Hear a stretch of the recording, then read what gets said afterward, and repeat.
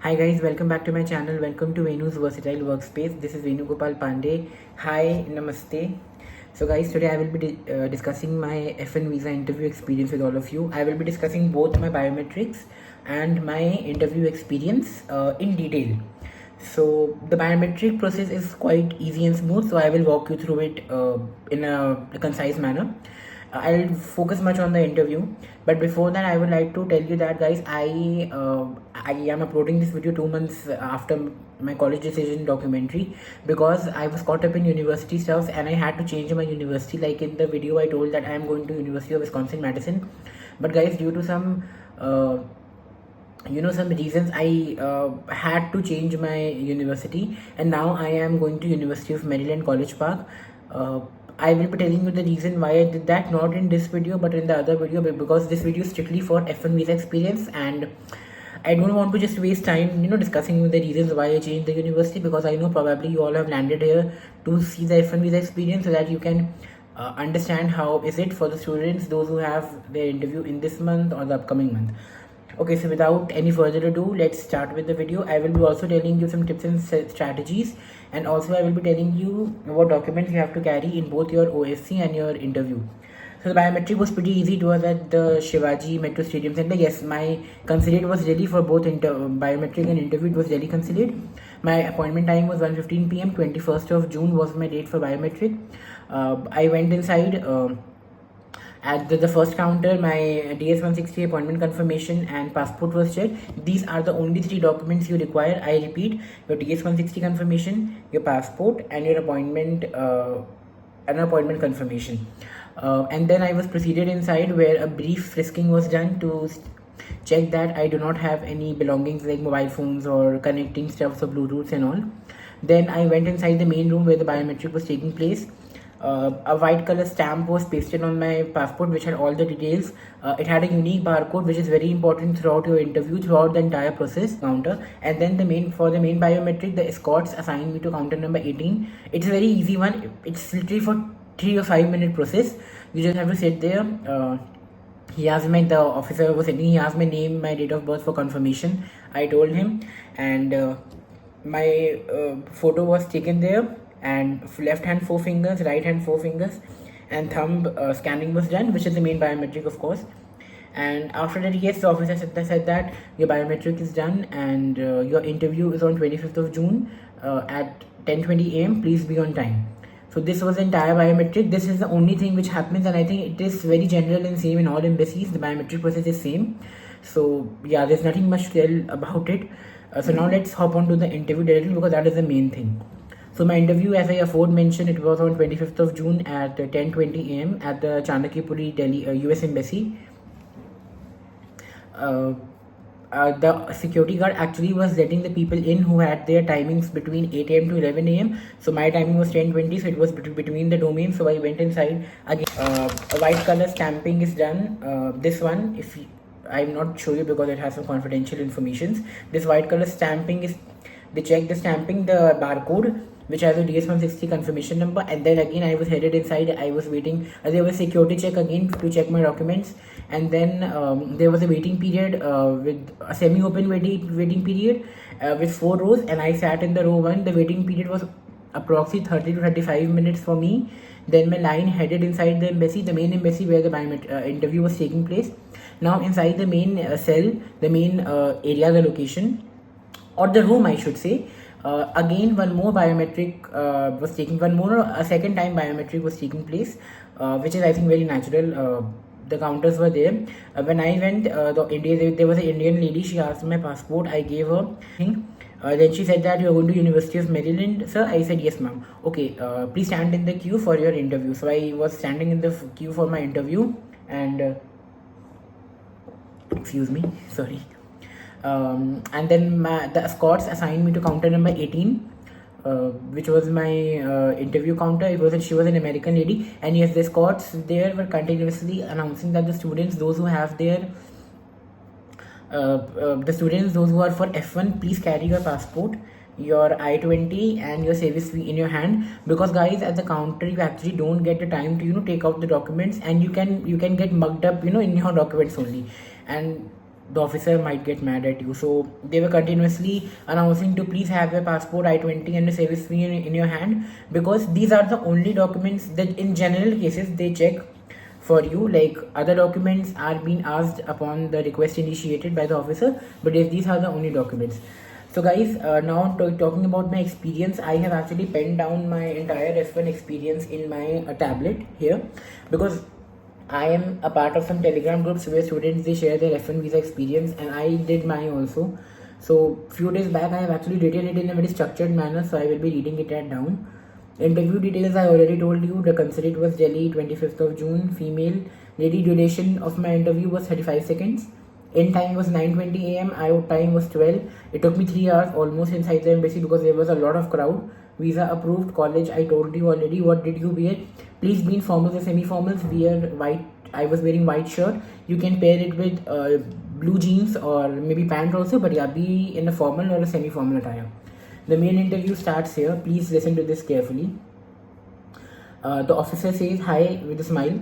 Hi. Me, this Venugopal, me. I say, good morning, officer, how are you? The officer says, good morning, I am good. Please pass me your passport and I-20. I passed the I-20 and everything. Then the officer looked at my I-20 for 5 seconds. Then she said that, you're going to University of Maryland? I said, yes, officer, with a smile, of course. Then she asked me, when did you graduate? I told her in May 2023.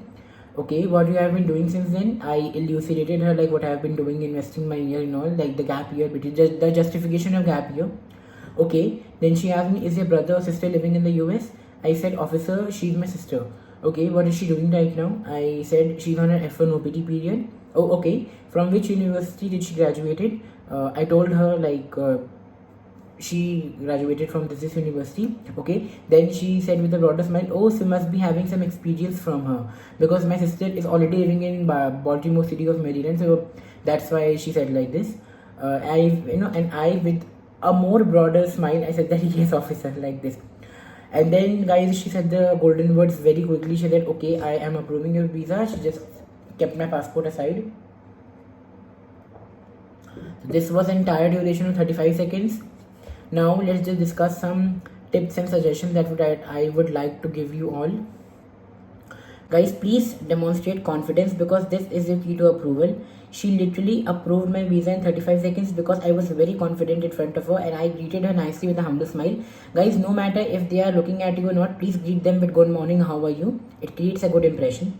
Secondly, please refrain talking to people around you, because there is a high chance you can be misguided if you are chit-chatting a lot with others, because you are going for a formal procedure, and if you're chit-chatting, laughing, giggling, smiling and talking to other people, it gives a very informal vibe, and the decency is distorted.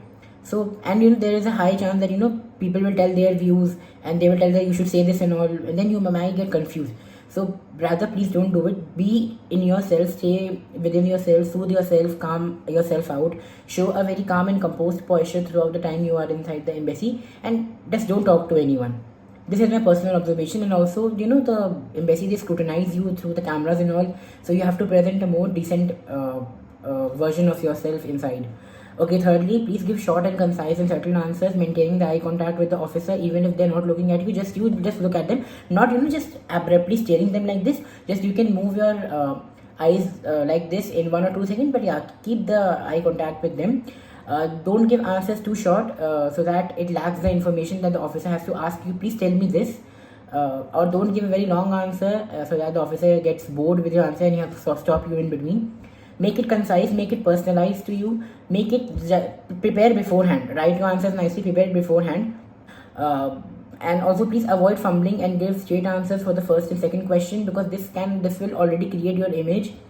Because if you confidently give the answers for the first, second or third question, they are not going to ask you much questions, because they already know that you are a genuine person and you are going for some concrete reasons. You are actually going for education.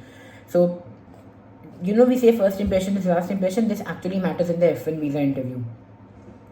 So lastly, I will say it's not in our hand whether the interview will last for 30 seconds or 3 minutes. It's just that we can be confident and be ready and only focus on our interview and approval. Because it's okay if it lasts for 3 minutes or 5 minutes. What matters is approval.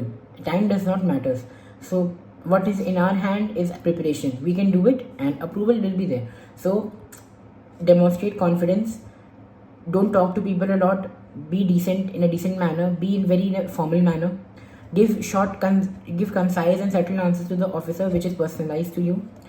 And yes, you will be good to go. I will be also pasting my F1 visa screenshot in the end of this video so that you all can read it nicely.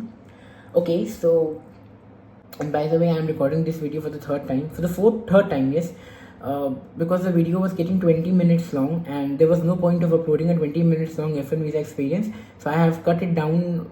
I've tried to cut it down in under 10 minutes, but I am successfully failing in that because the video has already crossed 11 minutes 23 seconds. Anyways, let's quickly discuss the documents which you need to cover. I will be also writing all the documents you have to require at the end of the video, so stay tuned for that. So for your visa interview, your stamped DS-160, which will be stamped as a biometric, your passport again, your I-20, your visa appointment confirmation, your service fee receipt, your MRV receipt, the visa portal fee, the $185 which you have to pay, your university admit letter, your resume and SOP if you are going for masters, affidavit of support if your sponsors are not your parents, academic documents like degree certificate again if you are going for masters, or transcripts of class 10th and 12th if you are going for a bachelor's, loan sanction letter if you have taken any.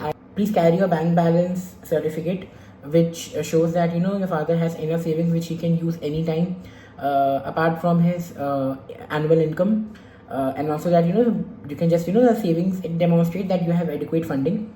Your bank statements of latest month, I think 6 month old will be fine, of your father and mother, and yours also if you have any account, savings account. Income tax return of your parents, and your net worth paper, like property and asset paper. I carried my property and asset paper. However, I was not asked for any financial documents, nor I was questioned how I'm going to finance my education, which is surprising, but it's good in its own way. Financial document is done. Exam scores like GRE, GMAT, again for masters if you are going, IELTS, Duolingo, PT, English proficiency scorecard. I think scholarship offer letters if you have got any, internship certificate, or if you have done any courses and all, then some certificate courses you can carry that as well.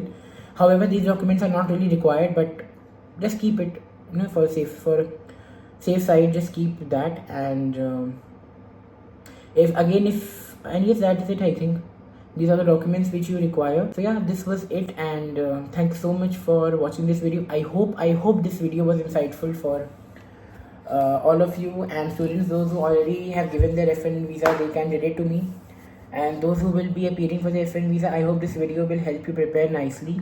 Follow the tips and suggestions I gave you, follow my personal observations I told you, and yes, be confident.